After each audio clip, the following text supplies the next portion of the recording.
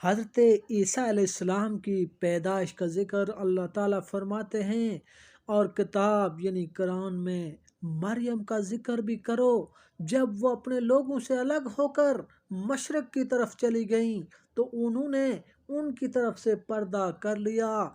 اس وقت ہم نے ان کی طرف اپنا فرشتہ بھیجا تو وہ ان کے سامنے ٹھیک آدمی کی شکل میں بن گیا۔ مریم بولی کہ اگر تم پرہیزگار ہو تو میں تم سے خدا کی پناہ مانگتی ہوں۔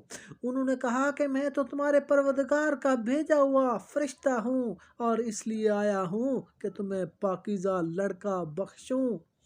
مریم نے کہا کہ میرے ہاں لڑکا کیسے ہوگا؟ مجھے تو کسی بشر نے چھوا تک نہیں اور میں بدکار بھی نہیں ہوں۔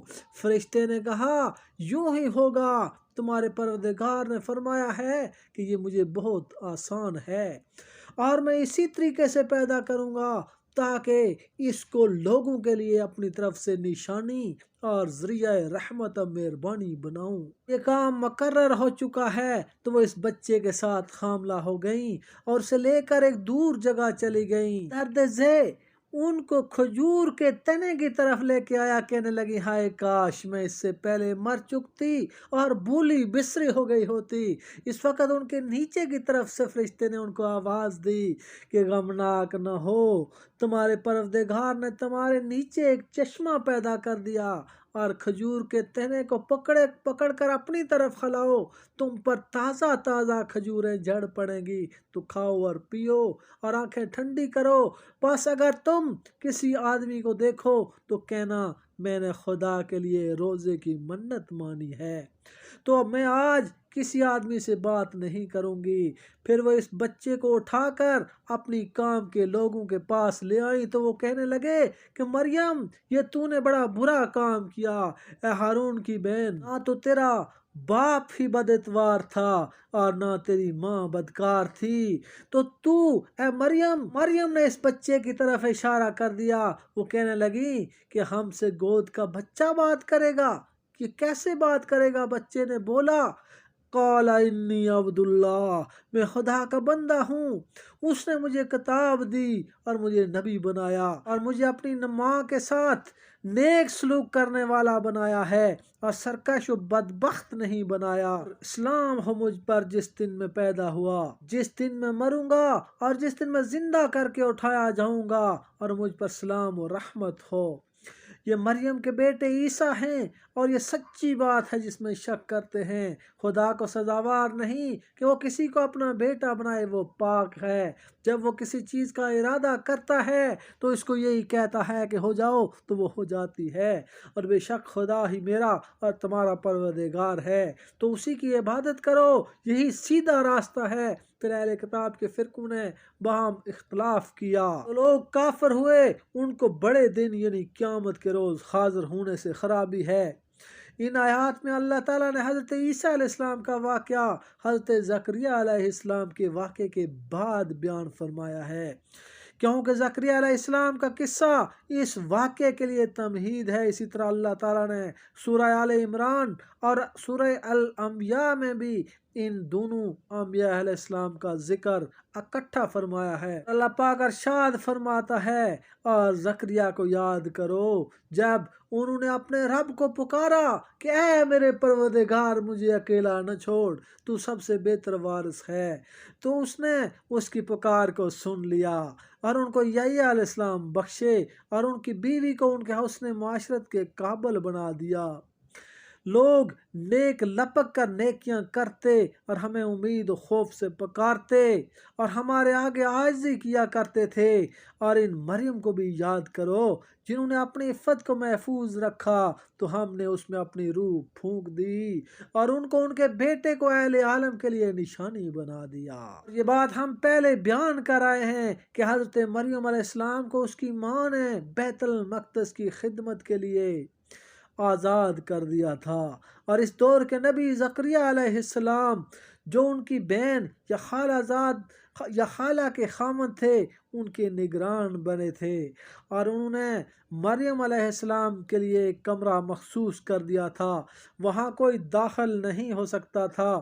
جب وہ بالغ ہوئیں تو اللہ تعالیٰ کی عبادت بہت زیادہ محنت سے کرتی، یہاں تک کہ اس زمانے میں اللہ کی عبادت کرنے میں ان کے برابر کوئی نہ تھا۔ نیکی اور للہیت کہ ان کے ایسے ایسے حالات ظاہر ہوئے کہ حضرت زکریا علیہ السلام نے بھی ان پر شک کیا، اور فرشتوں نے ان کو خوشخبری سنائی کہ اللہ تعالیٰ نے انہیں چن لیا ہے اور اسے پاکیزہ بیٹا عطا کرے گا جو کہ باعزت اور مقدس نبی ہوگا۔ معجزات کے ساتھ اس کی تائید کی جائے گی۔ حضرت مریم علیہ السلام نے بن باپ کے لڑکے کی پیدائش سے تعجب کیا کیونکہ ان کا خاوند نہیں تھا اور نہ ہی وہ شادی کر چکی تھیں، تو فرشتوں نے انہیں آگاہ کیا کہ اللہ تعالیٰ ہر چیز پر قادر ہے، وہ جب کسی چیز کے بنانے کا ارادہ کرتا ہے تو اسے کہہ دیتا ہے کہ ہو جا تو وہ ہو جاتی ہے۔ بس اس نے اس کے لیے سر جھکا دیا، اللہ کی طرف توجہ کیا اور اس کے فیصلے کو تسلیم کیا، اور وہ سمجھ گئی کہ اس میں بڑی آزمائش ہے کہ لوگ بچے کی وجہ سے ان کے بارے میں باتیں کریں گے۔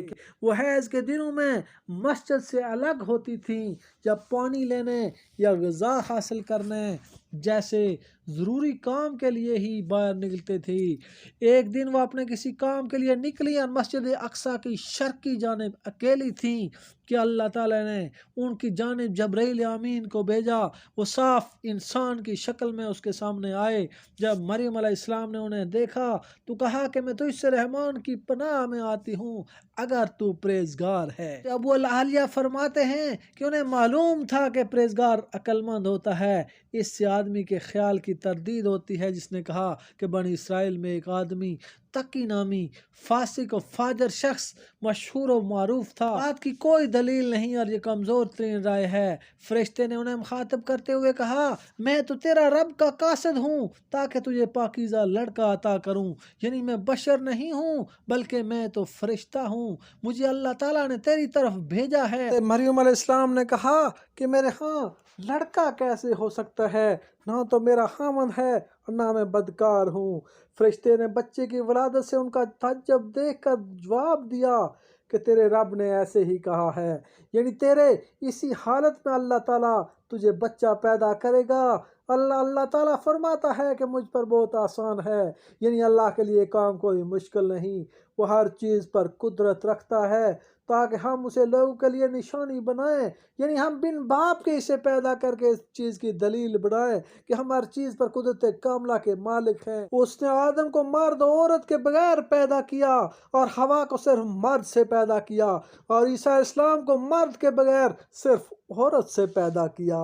سلف صالحین نے بیان کیا ہے کہ جبرائیل علیہ السلام نے مریم علیہ السلام کی قمیض کے گریبان میں پھونک ماری تو وہ خود بخود ان کے شرمگاہ تک پہنچ گئیں اور وہ فوراً حاملہ ہو گئیں، جیسے خامد کے جمع سے عورت حاملہ ہوتی ہے۔ بعض لوگوں کا خیال ہے کہ حضرت جبرائیل علیہ السلام نے ان کے منہ میں پھونک ماری تھی، یا وہی روح مریم علیہ السلام سے مخاطب تھی جو ان کے منہ میں داخل ہو گئی، لیکن یہ بات قرآن مجید کے الفاظ کے ساتھ مطابقت نہیں رکھتی۔ قرآن مجید کے سیاق و سباق سے پتہ چلتا ہے کہ مریم علیہ السلام کی طرف فرشتوں میں سے صرف جبرائیل علیہ السلام کو بھیجا گیا تھا، اور ان میں جبرائیل علیہ السلام نے پھونکا تھا اور شرمگاہ کے سامنے ہو کر نہیں پھونکا تھا بلکہ ان کے گریبان میں پھونکا، جیسا کہ اللہ تعالیٰ نے فرمایا ہم نے اس میں اپنی روح پھونکی، اور اس سے معلوم ہوتا ہے کہ پھونک ان کی شرمگاہ میں داخل ہوئی نہ کہ منہ میں، جیسا کہ صدی نے اپنی سند کے ساتھ بعض صحابہ رضی اللہ تعالیٰ عنہ سے روایت کیا ہے۔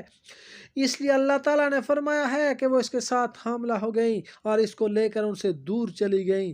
یہ اس لیے ہوا کہ جب وہ بچے کے ساتھ حاملہ ہو گئی تو انہوں نے دلی تنگی محسوس کی کہ لوگ ان کے متعلق باتیں کریں گے۔